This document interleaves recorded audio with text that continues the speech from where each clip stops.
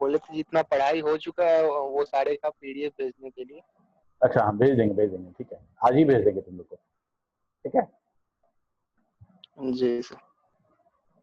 तो हम लोग शुरू करते हैं। लास्ट क्लास में कहाँ तक हुआ था, कुछ याद है? टाइम बता रहे थे सर, टाइम फंक्शन ये सब बता रहे थे। ईयर Time का सर function। लगता है लास्ट बताए थे सर। सर डेट क्या बताए थे लास्ट में? सर ईयर वाला बताए थे सर, ईयर। अच्छा, हाँ हाँ, ईयर कमांड, ईयर फंक्शन।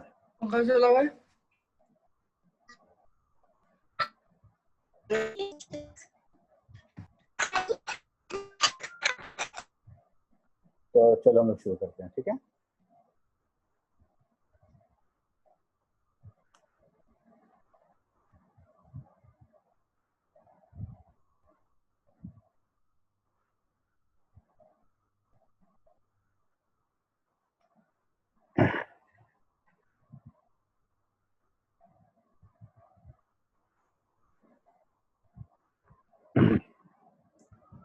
तो ईयर फंक्शन जो है, एक चीज और देख लो, फॉक्सट्रो हमारा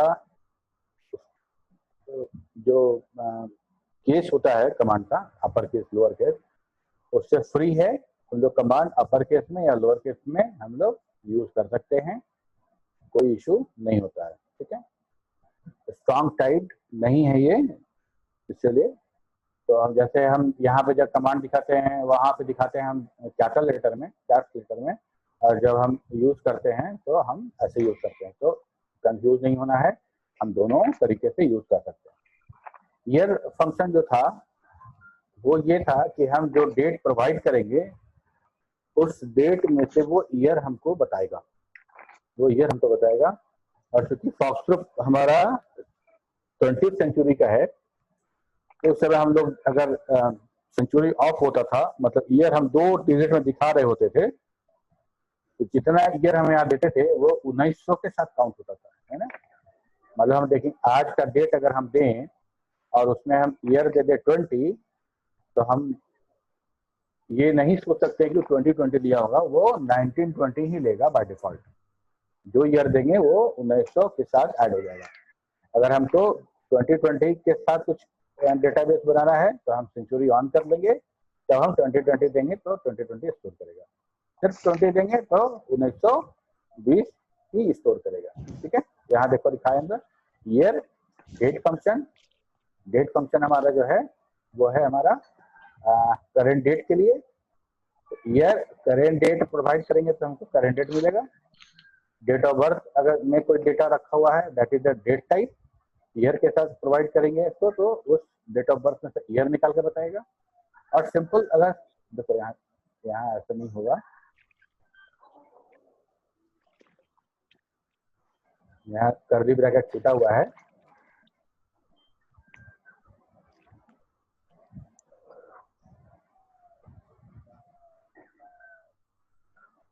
मतलब डेट को कर्ली ब्रैकेट में देते हैं, ठीक है। तो कर्ली ब्रैकेट में अगर हम डेट दे रहे हैं और प्रॉपर फॉर्मेट में होना चाहिए, और उसके हिसाब से ये हमको देखो ये क्या करेगा, 19 दिए हैं मतलब हमारा सेंचुरी ऑन नहीं है, और हम चाह रहे हैं 1 जनवरी 2019 लिखना चाह रहे हैं, तो हम 2000 ना लिख के सिर्फ 19 लिखेंगे। देखो 2 बार चैट में लिखो सवाल अपना, तो ये क्या करेगा 1900 के साथ जोड़ेगा, 1919 प्रिंट करेगा, ठीक है। यहाँ पे भी वही बात है, 9/4/2020 लिखते हैं, एक वेरिएबल बनाते हैं CUR और CUR को पास करते हैं तो हमको ये 2020 देगा, ठीक है। सर QR क्या होता है? ये वेरिएबल है। अरे स्टोर वाला कमांड नहीं आ रहा तुमको? कोई भी चीज को एक memory variable, memory current date को हम CUR लिखे हैं, कुछ भी लिख सकते हैं यहाँ पे हम, ठीक है। और ठीक है सर, कुछ भी लिख सकते हैं यहाँ पे, राम रहीम कुछ भी। लेकिन ये हमारा वेरिएबल का जो प्रोटोकॉल है, जो नियम है, जो रूल है, उसको फॉलो करना चाहिए, ठीक, तभी हम कर पाएंगे। सेंचुरी क्या होता है? सेंचुरी होता है हमारा जो बोलते हैं हम लोग कि शताब्दी जिसको बोलते हैं, है ना। सेंचुरी ऑन करने का मतलब हो जाता है कि हम ईयर को 4 डिजिट में शो करें। आज हमारा 2020 चल रहा है, तो हम शॉर्ट फॉर्म में 20 लिख देते हैं, मतलब 2 डिजिट में हम ईयर को शो कर रहे हैं। लेकिन अगर हम पूरा लिखे तो लिखेंगे 2020, ठीक है। तो हम सेंचुरी ऑन करेंगे तो हमारा डेट फॉर्मेट है वो DD MM YYYY, ऐसा फॉर्मेट में डेट लेगा।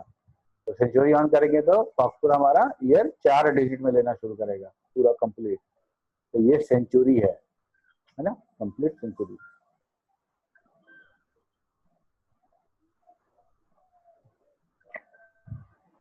ये है हमारा D2C, मतलब date to character. Date to character कहने का मतलब कि हम जो डेट टाइप का जो डेटा है उसको हम कैरेक्टर में चेंज कर दें, कैरेक्टर में चेंज कर दें, ठीक है। कैरेक्टर मतलब डबल कोट्स के अंदर जो लिखा है कैरेक्टर, और डेट मतलब जो एक प्रॉपर फॉर्मेट में हो, जो डेट फॉर्मेट हमने सेट किया, अमेरिकन है तो अमेरिकन फॉर्मेट में होगा, ब्रिटिश किया तो ब्रिटिश फॉर्मेट में होगा। तो this function is used to convert date type into character type, simple, ठीक है। पैरामीटर के अंदर हम यहाँ पे कोई डेट भेजेंगे, देंगे, तो ये हमारा उस डेट को, डेट टाइप को हम मेरा बना देगा कैरेक्टर टाइप, ठीक है। अगर मान लो हम ऐसा करें कि स्टोर D2C यहाँ डेट दें और उसमें लिख दें हम लोग एक वेरिएबल का नेम दे दें, और बाद में हम जब डिस्प्ले मेमोरी करेंगे तो वो दिखाएगा कि वो वाला नया वाला जो मेमोरी वेरिएबल है वो कैरेक्टर टाइप का है, और सेम डेट वैल्यू वहां भी रहेगा, सेम डेट वैल्यू वहां भी रहेगा, लेकिन कैरेक्टर टाइप हो जाएगा।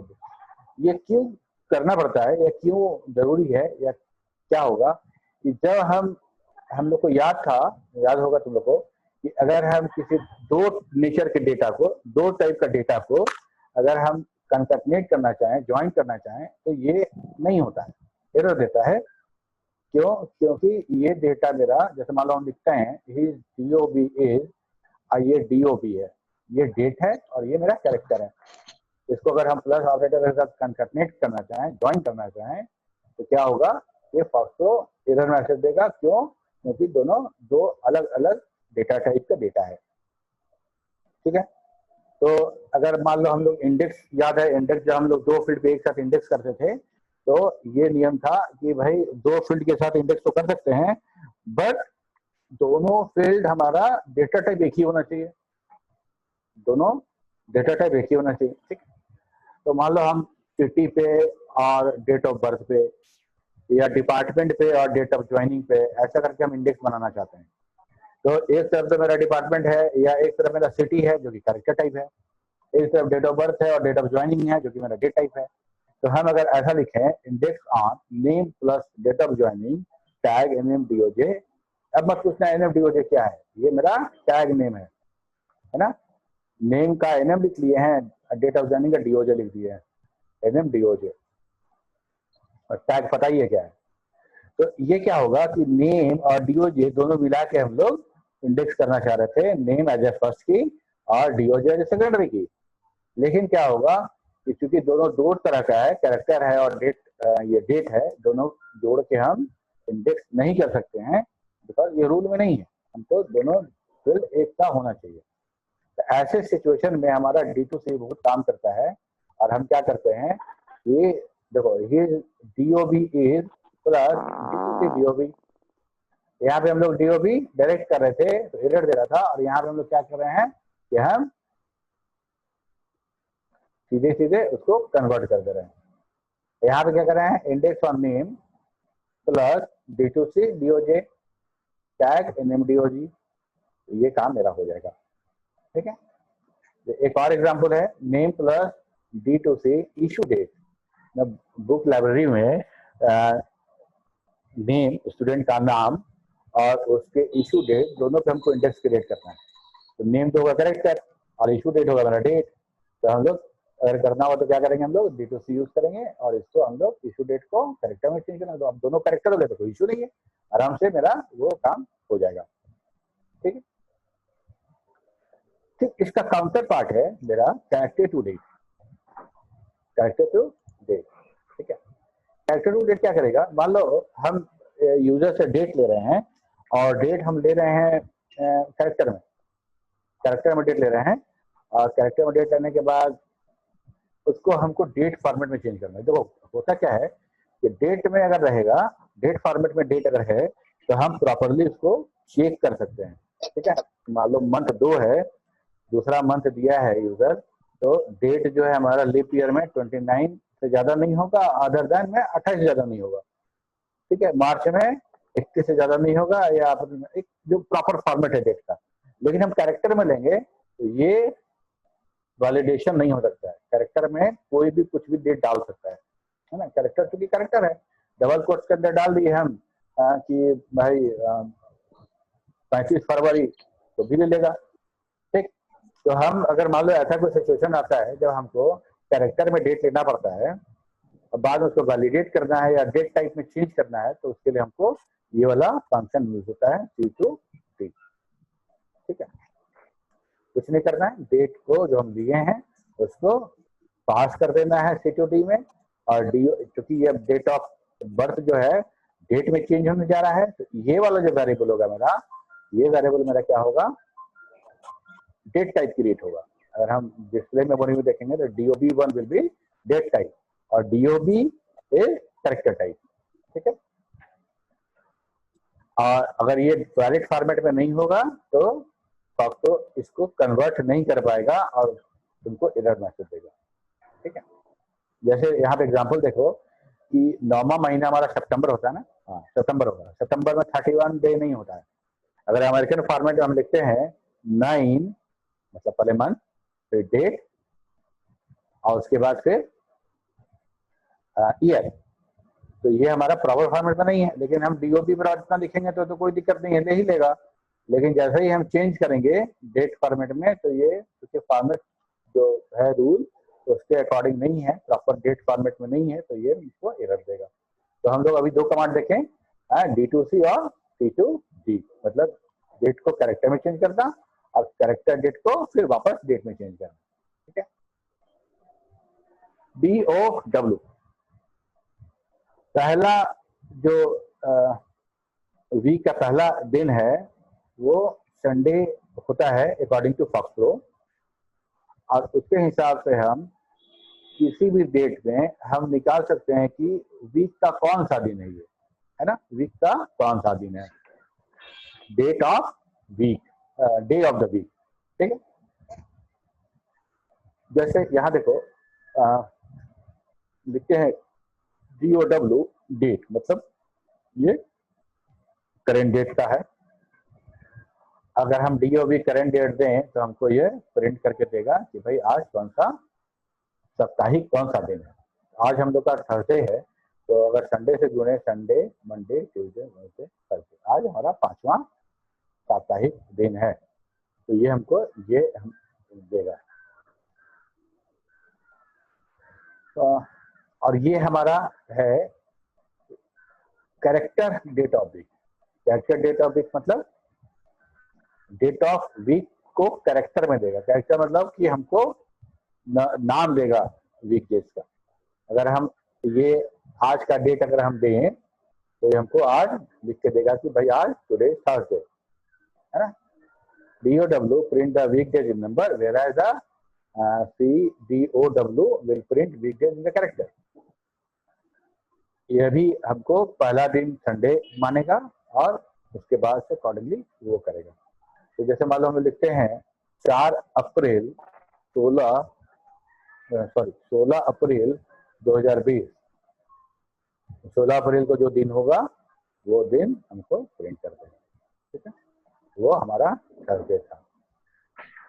16 और 7 23, आज 23 है, आज भी थर्सडे है और उस दिन भी थर्सडे था। ये तो हो गया हमारा। अच्छा, एक और बड़ा अच्छा कमांड है सॉफ्टवेयर में जिसमें आप अपने स्क्रीन पे क्लॉक ऑन कर सकते हैं घंटा, मिनट और सेकंड के साथ। घंटा, मिनट और सेकंड के साथ क्लॉक ऑन कर सकते हैं। उसके लिए हमको सिर्फ लिखना है set clock on, set clock on. Pink colour का पट्टी आएगा, उसके अंदर हमारा वो स्टॉप वॉच जैसा, स्टॉप वॉच नहीं, वो डिजिटल घड़ी मेरा चलता रहेगा। इतना ही नहीं, आप उस घड़ी को, उस जो क्लॉक जो दिख रहा है आपके स्क्रीन पे, उसको आप रो कॉलम के हिसाब से सेट भी कर सकते हैं by command take clock to, है ना। ये है मेरा रो, ये है मेरा कॉलम, हमारा ये क्लॉक उस 10th रो पे 5th कॉलम पे वो सेट हो जाएगा।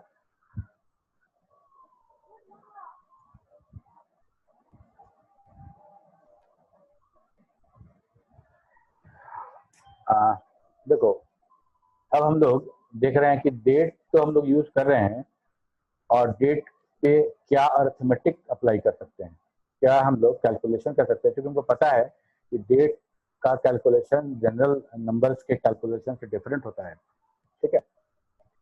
तो अगर मान लो इशू डेट है, ये इशू डेट है जिसमें हम लोग को इशू हुआ था, और ये मेरा ब्रिटिश फॉर्मेट में है ना, 12 अप्रैल 2020 को इशू हुआ है, और हम इस इशू डेट पे हम रिटर्न डेट इवेलुएट करना चाहते हैं, और हम किसी किताब को 10 दिन के लिए तुमको दे रहे हैं, मतलब तुमको जो इशू हो रहा है किताब वो 10 दिन के लिए हो रहा है।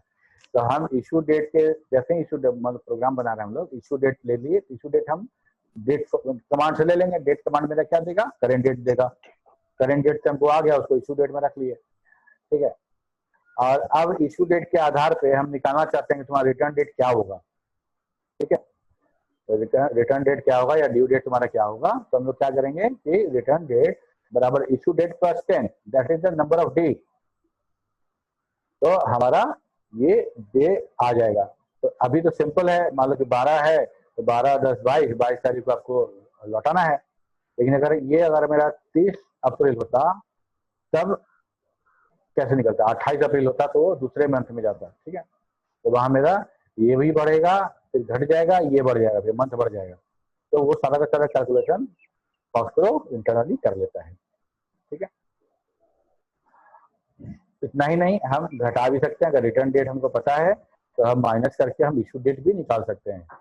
लेकिन यहाँ जो कैलकुलेशन होगा डे में होगा, हम मंथ और ईयर यहाँ पे कैलकुलेट नहीं कर सकते। हमको जोड़ घटाव जो भी करना पड़ेगा वो जो नंबर देंगे वो नंबर ऑफ डेज ही घटेगा या जुड़ेगा, ठीक है। तो ये हम लोग सिंपली कर लिए। यहाँ पे हम ये कंपेरिजन भी कर सकते हैं, लॉजिकल कंपेरिजन, कि रिटर्न डेट इशू डेट से बड़ा है, जाहिर सी बात है इशू डेट से बड़ा ही होगा, तो हमको ये रिजल्ट मिलेगा ट्रू, ठीक है। मतलब हम दोनों को कंपेयर भी कर सकते हैं। इतना ही नहीं, हाँ सर यहाँ डॉट टी डॉट क्या है सर? ये हमारा लॉजिकल डेटा टाइप है, लॉजिकल वैल्यू है डेटा का। हम लोग पढ़ते थे ना डेटा टाइप में न्यूमेरिक था, कैरेक्टर था, डेट था, मेमो था, उसमें लॉजिकल था। Yes sir. Dot T dot F जो हम लोग देखते थे मेमोरी में, डिस्प्ले मेमोरी, तो जहां अगर आपको पाई नहीं हुआ रहता था कोई डेटा, वहां पे डॉट एफ दिखाता था, डॉट एफ डॉट, दोनों तरफ डॉट रहेगा, वैल्यू टी और एफ रहेगा, ट्रू और फॉल्स, ठीक है। मान लो रिटर्न डेट बड़ा है इशू डेट से, अगर हम ये कंपेयर करते हैं तो इसका रिजल्ट क्या आएगा, ट्रू या फॉल्स? क्या सर?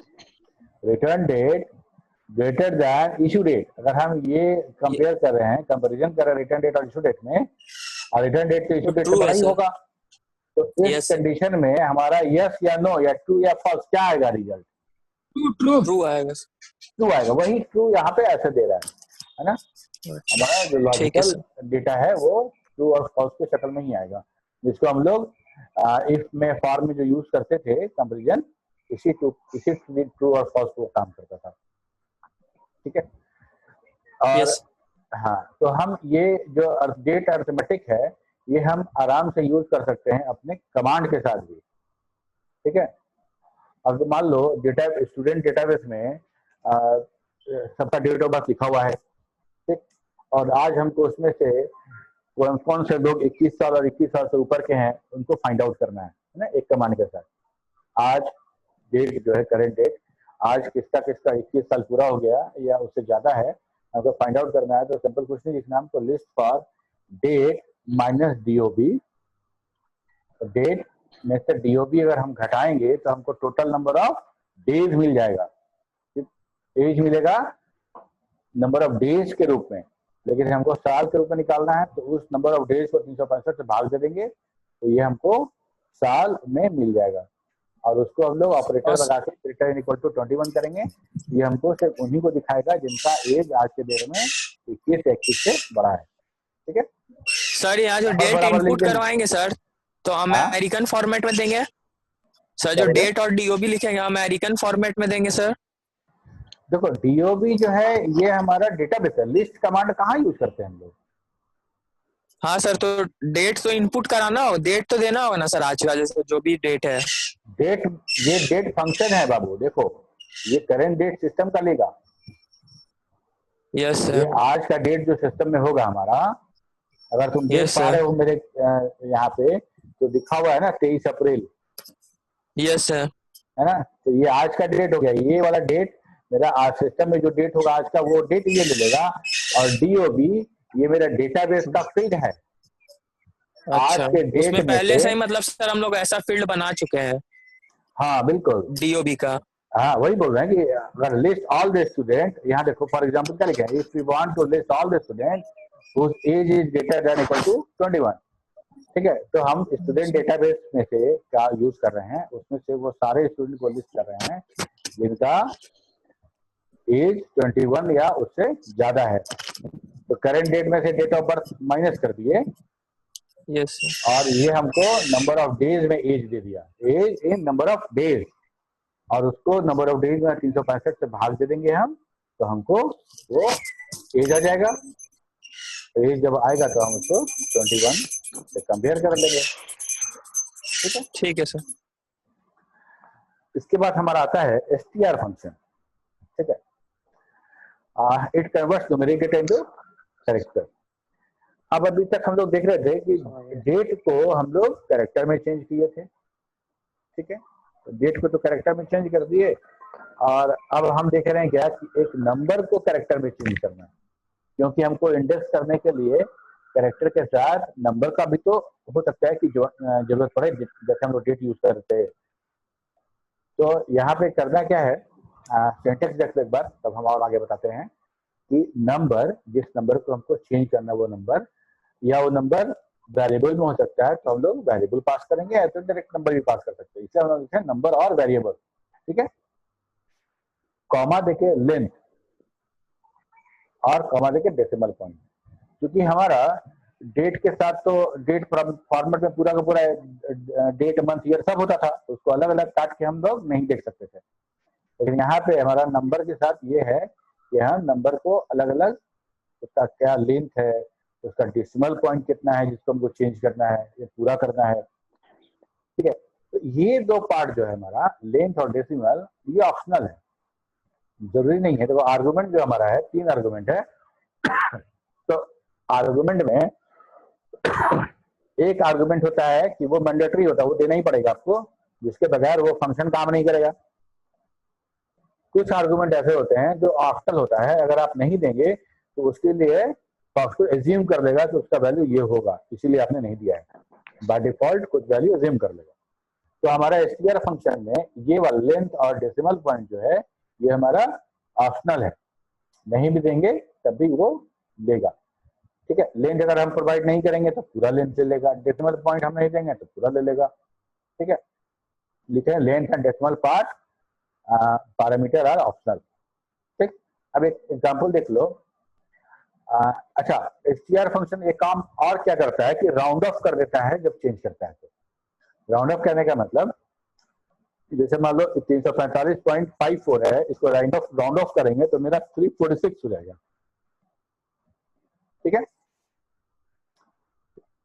अब जैसे एग्जांपल में है कि हम 345.54 345.54 को हम लोग नम नाम के वेरिएबल में स्टोर कर रहे हैं। अब हम str फंक्शन में नम पास किए तो क्या करेगा, ये हमको पूरा का पूरा नम दिखाएगा 10 कैरेक्टर स्केल पे, मतलब इसके आगे हमको 3 ऑलरेडी है, मतलब हम यहाँ पे क्या कर रहे हैं, ये पूरा का पूरा 3 लेगा, मतलब ये हमको ले लेगा 346, 3 कैरेक्टर हो गया, इसके आगे 7 स्पेस, है ना। हम लोग देखे थे कि नंबर हमारा 10 बिट का मेमोरी ऑक्युपाई करता है। तो ये क्या करेगा कि हमको पूरा का पूरा 10 कैरेक्टर स्केल में, चूंकि हमने लेंथ प्रोवाइड नहीं किया, लेंथ नहीं दिया है, इसलिए जितना लेंथ होता है इंटीजर का पूरा लेंथ ले लेगा और हमको पूरा शो कर देगा, और डेसिमल पॉइंट कुछ भी नहीं लेगा, ये सिर्फ 346 दिखाएगा।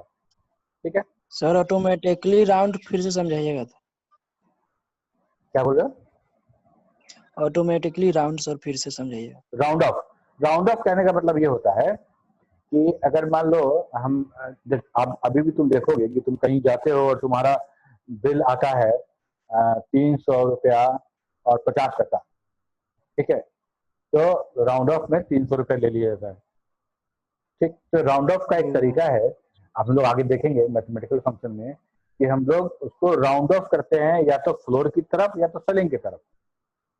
ठीक है, तो अगर यस दशमलव के बाद वाला अगर 50 या 50 से ज्यादा है, मतलब 0.5 से ज्यादा है, 0.51 है, तो हम लोग अपर पकड़ेंगे, मतलब 351 रुपया तुमको देना पड़ेगा। और अगर 350 रुपया 0.35 पैसा है, 36 पैसा है, तो हम लोग पैसा में डील ना करके उसको हम लोग पहले ले लेंगे। राउंड, यस सर ठीक तो है ये सर। 345.54 जो है, इसमें से जब हम इसको कैरेक्टर में चेंज करेंगे तो फॉक्सट्रोट क्या करेगा कि चूंकि मेरा पॉइंट के बाद 54 है, मतलब 345 से ज्यादा है ना ये, ठीक है, तो ये ऑटोमेटिकली इसको राउंड अप करके 346 कर देगा। ठीक है, ठीक। तो हम लोग ये कह रहे थे कि हम लोग ये सिर्फ नम दिए हैं, मतलब यहाँ वाला नंबर और वेरिएबल वाला पैरामीटर दिए हैं, लेंथ और डेसिमल पार्ट यहाँ पे नहीं दिए हैं, क्योंकि वो ऑप्शनल था, तो उसके देने के बगैर भी मेरा कमांड काम करेगा, लेकिन ये मेरा मैंडेटरी पार्ट है, इसको देना ही पड़ेगा। ठीक है, इसके 1 2 3 4 ये कौन है भाई?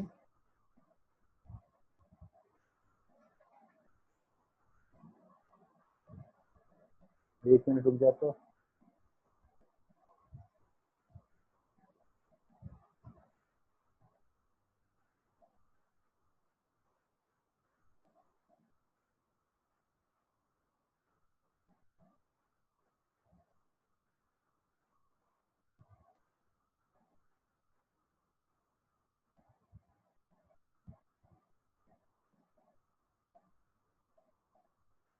इतना समझाने के बाद भी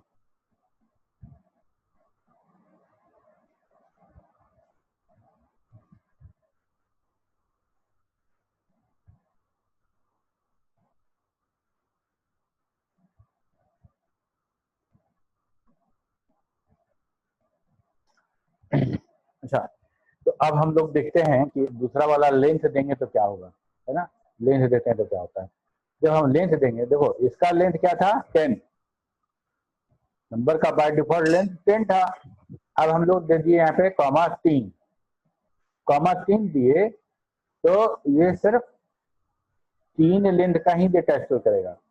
ठीक है, और ये हमारा जो था 346 वो क्या था, हमारा 3 ही कैरेक्टर था, तो ये हमारा 3 देगा, है, just 3 character without blank space, आगे का 7 कैरेक्टर जो ब्लैंक था वो छोड़ देगा।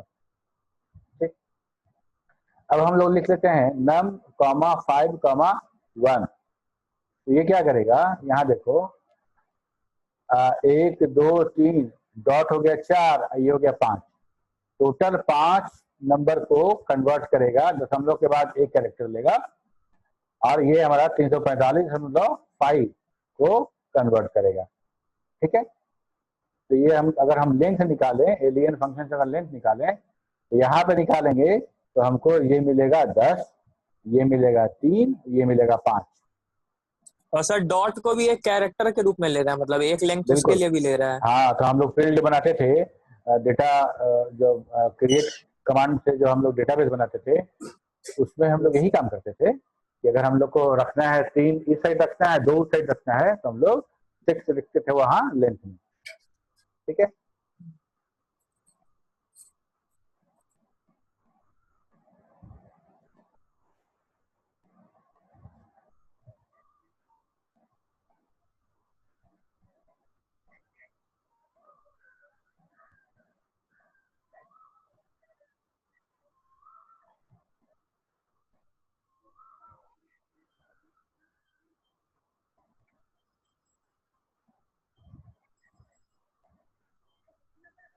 तो मुस्कान कुमार ये भी आ रही है। बोलिए कि अटेंडेंस नहीं बनता है मेरा।